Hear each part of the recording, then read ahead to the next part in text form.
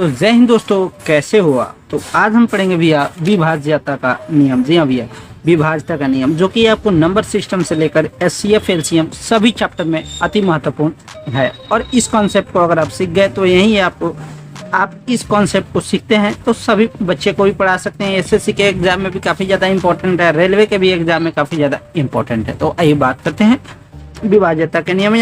तो पहला नंबर है दो से विभाज्यता का नियम क्या क्या है। तो दो से विभाजित का नियम यानी अंतिम एक अंक दो से विभाज्य होना चाहिए। वो संख्या क्या होगा भैया, दो से विभाज्यता होगा। जैसे आइए एग्जाम्पल से, तो एग्जाम्पल है जैसे 45 92। तो आपको तो पता है भैया कि दो से विभाज्यता का नियम अंतिम एक अंक। तो अंतिम एक अंक यानी ये दो से विभाजित हो रहा है, यानी दो के पहाड़ा में है, तो ये समझिए दो से डिविजिबल है। उसी तरह अंतिम ये आपको दो दो दो यानी है, तो इसमें एक ऑप्शन अंतिम एक अंक क्या है, दो है, तो ये भी आपको दो से डिविजिबल है। उसी तरह दो दो तीन यानी अंतिम एक अंक दो से विभाज्यता का नियम क्या कहता है, तो अंतिम एक अंक। तो अंतिम एक अंक यहाँ पर दो नहीं है या दो का पहाड़ा नहीं है, तो ये आपको नहीं हो पाएगा।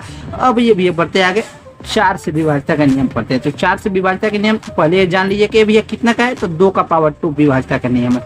तो आप इतना ही से जान लीजिए भैया चार से विभाज्यता का नियम अंतिम दो अंक चार से कटना चाहिए। जी हाँ भैया, अंतिम दो अंक भैया क्या चार से विभाजित होना चाहिए, तो वह संख्या चार से विभाजित होगा। जैसे एग्जाम्पल से बात करते हैं, तो एग्जाम्पल कुछ भी हो भैया, लास्ट में अंतिम दो अंक आपको चार से कटना ही चाहिए। 40 हो या 36 हो या 38 हो, चार का पहाड़ा रहना चाहिए।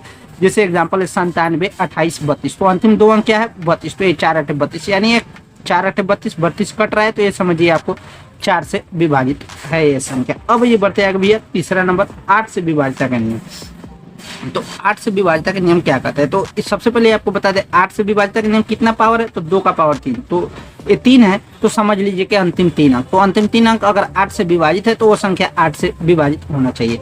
जैसे एग्जाम्पल है 425 328। तो ये अंतिम 3 अंक 8 से विभाजित होने वाला क्या नियम है, तो अंतिम 3 अंक, तो 8 चौका 32 8 का 8 यानी 408 से कट रहा है। 4 8 चौका 32 और 8 यानी इससे मतलब में कट रहा है 41 8 328 यानी 8 से विभाजित है। उसी तरह जैसे एग्जाम्पल है 1 2 3 4 5 5 1 2। तो अंतिम 3 अंक अगर ये 8 से कट जाएगा तो समझिए 8 से ये संख्या विभाजित होगा। जैसे 8 चक 48 3 और 8 चक 48 3 रिमाइंडर 3 बचा और 3 3 2 तो 8 चौका 32। ये संख्या समझिए 8 से विभाजित है। अब ये बढ़ते आगे भैया 16 से। तो 16 से विभाज्यता का नियम क्या है भैया, तो 16 से विभाज्यता का नियम तो सबसे पहले ये जान लीजिए कितना का पावर है, तो 2 का पावर 4। तो अंतिम 4 अंक क्या 16 से कटना चाहिए, यही आपको विभाज्यता नियम का पहचान है। तो अंतिम 4 अंक जैसे आइए एग्जाम्पल, तो एग्जाम्पल क्या है भैया 67 89 12 32। तो अंतिम 4 अंक, ये अंतिम 4 अंक देखिए अगर भैया 16 से कट। तो अब ये भैया बात करते हैं 3 से विभाज्यता का नियम। तो 3 से विभाज्यता का नियम क्या होगा, ये समझिए 3 का पावर 1। तो यानी समझिए 3 का विभाज्यता का नियम क्या कहता है, यदि अंकों का योग अगर दिए हुए संख्या का योग अगर 3 से विभाज्यता है, यानी 3 से विभाज्यता में अगर 3 का पहाड़ा हो, 6 हो, 3 हो, 9 हो, 12 हो, 15 हो, यानी 30 तक हो, 100 तक 99 तक हो, यानी 3 से कटने वाला अंतिम कितना हो तक हो 9999 तक हो, तो वो समझिए भैया 3 से विभाजित होगा। जैसे एग्जाम्पल है 43 86। तो इस संख्या के अंकों को योग जोड़िए, तो 4 3 7 8 15 6 21 यानी ये आपको 21 आ रहा है इसके अंकों का जो, तो यानी 3 7 21। तो ये समझिए ये 3 से विभाजित हो जाएगा। वहीं अगर ये आपको 22 होता तो ये आपको विभाज्यता का नियम नहीं होता। अब ये बढ़ते आगे भैया 9 से विभाज्यता का नियम क्या कहता है। तो 9 से विभाज्यता का नियम, यदि अंकों का योग अगर 9 से विभाजित हो रहा है तो वह संख्या क्या भैया 9 से विभाजित होगा। जैसे जिस तरह से 3 से विभाज्यता का नियम है भैया, उसी तरह से 9 से विभाज्यता का भी नियम है। जैसे सभी अंकों को जोड़ लीजिए, अगर वो 3 से भी विभाजित है तो वो संख्या समझिए 9 से विभाजित होगा। जैसे 5 7 12 6 18 18 9 27। तो ये संख्या भैया 27 यानी 9 से भी विभाज्यता है। अब ये भैया बात करते हैं 5 से विभाज्यता का नियम। तो 5 से विभाजित का नियम क्या बोलता है भैया, तो 5 से विभाज्यता का नियम अंतिम एक अंक 0 हो या अगर 5 हो। जी हाँ भैया, अंतिम एक अंक अगर 0 हो या 5 हो तो समझिए भैया वो संख्या 5 से विभाजित हो जाएगा। जी हाँ भैया, अंतिम एक अंक 0 हो या अगर 5 हो तो वह संख्या क्या भैया 5 से विभाजित होगा। जैसे एग्जाम्पल है 1 2 3 4 5। तो अंतिम एक अंक जो 0 भी होना चाहिए, 0 अगर हो तो हो, नहीं तो अगर 5 भी हो तो संख्या 5 से विभाजित होगा। जैसे 1 2 3 4 5 0। तो अंतिम अंक 0 है तो ये संख्या समझिए 5 से भैया विभाजित है। उसी तरह भैया ये आपको 5 का पावर 1 था। उसी तरह भैया अगर हमको पढ़ना है 25 से विभाजित का नियम कैसे होगा, तो 25 से विभाजित है, ये 5 का स्क्वायर है। तो समझिए भैया अंतिम दो अंक 25 से विभाजित होना चाहिए, तो उसे हम वह संख्या 25 से विभाजित होगा। जैसे एग्जाम्पल है 625, तो अंतिम दो अंक जैसे 25 है, तो ये भैया 2 अंक 25 से विभाजित है, तो ये समझिए पूरा संख्या 25 से विभाजित हो जाएगा। जैसे आपको 625 है ना भैया, तो ये समझिए भैया ये 25 का स्क्वायर है। अब ये भैया बात करते हैं 1225, तो अंतिम 2 अंक भैया क्या है 25 है, तो ये आपको 25 से विभाजित है, तो समझिए भैया ये संख्या पूरा 25 से विभाजित हो जाएगा। अब ये भैया बात करते हैं 125 से विभाजिता का नियम। 125 से विभाजिता का नियम क्या कहता है, तो भैया 125 से विभाजिता का नियम यही कहता है अंतिम 3 अंक भैया 125, यानी अंतिम 3 अंक 125 से कटना चाहिए, तो वह संख्या क्या भैया 125 से विभाजित होगा वह पूरी संख्या।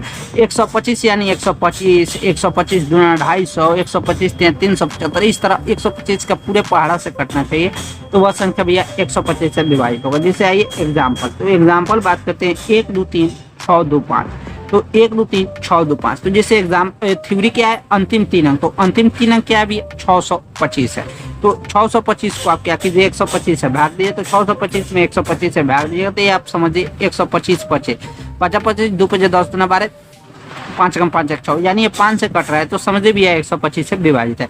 उसी तरह भैया अंतिम 3 अंक 250 होते हैं, 125 दूना 250, यानी ये संख्या आपको 125 से विभाजित है। अब ये भैया बात करते हैं 11 से विभाजिता का नियम, जो कि ये भी कॉन्सेप्ट काफी ज्यादा इंपॉर्टेंट है और काफी ज्यादा हाईली चांस आता है हर एक कॉम्पिटिटिव एग्जाम में पूछने के लिए। तो 11 से भी अब विभाजिता का नियम क्या कहता है, 11 से विभाजिता का नियम यह कहता है भैया सम स्थान के अंकों को जोड़, सम स्थान के अंकों को जोड़े और विषम स्थान के अंकों को जोड़े और योग का अंतर ले। जी हाँ भैया, सम स्थान के अंकों को जोड़ ले और विषम स्थान के अंकों को जोड़ ले, और उस दोनों योग को भैया अगर घटा रहे हैं, अगर उसका अंतर अगर भैया 0 आ रहा है यानी 0 है या 11 आएगा, तो वह संख्या भैया क्या 11 से विभाजित होगा, वह संख्या क्या होगा भैया 11 से विभाजित होगा। अगर 0 आएगा या 11 आएगा, तो वो संख्या 11 से विभाजित होगा। भैया एक बार और आप बात सुन लीजिए, सम स्थान को भी जोड़ देना है, विषम स्थान को भी जोड़ देना है, ठीक है भैया। फिर उस दोनों स्थान को, दोनों संख्या को अगर घटा रहे हैं, तो बीच में अगर घटाने पर 0 आ जाए या 11 आ जाए, तो वह संख्या क्या भैया 11 से विभाजित होगा। जैसे आइए भैया बात करते हैं एग्जाम्पल से, तो एग्जाम्पल क्या है भैया, एग्जाम्पल है भैया यदि 16 64 52, तो पहले इसमें आप क्या कीजिए 1 by 1 अल्टरनेट स्थान करके जोड़ लीजिए, तो 1 का 6 7 7 5 12 हो गया, ठीक है भैया। उसी तरह 1 का 6 7 5 12, फिर इसको 1 by 1 अल्टरनेट करके जोड़िए, तो 6 और 4 10 10 और 2 क्या होगा भैया 12 हो गया। इस तरह भैया 6 और 4 10 2 12, 6 1 7 और 7 5 12, तो 12 में से 12 घटाइएगा तो 0 आएगा। तो अगर 0 आता तो तभी भैया 11 से विभाजित होगा, अगर यहाँ पर 0 नहीं आकर अगर 11 आता तो भी ये संख्या 11 से विभाजित होगा। तो कैसा लगा दोस्तों वीडियो? अगर वीडियो अच्छा लगे तो वीडियो को लाइक करना ना भूलिएगा भैया, साथ में चैनल पे नए आए हैं तो भैया सब्सक्राइब भी कर लीजिएगा, और हो सके तो भैया बेल आइकन का नोटिफिकेशन को दबाना ना भूले, और वीडियो को हो सके तो जितना है जितना ज़्यादा शेयर करें, जो कि ये भैया आपको एक कॉन्सेप्ट है ना, जो ये भैया आपको नंबर सिस्टम में भी बहुत ज़्यादा पूछता है, SCF LCM में भी इसका बहुत ज़्यादा काम आता है। तो कैसा लगा दोस्तों वीडियो? ठीक है दोस्त, बाय बाय।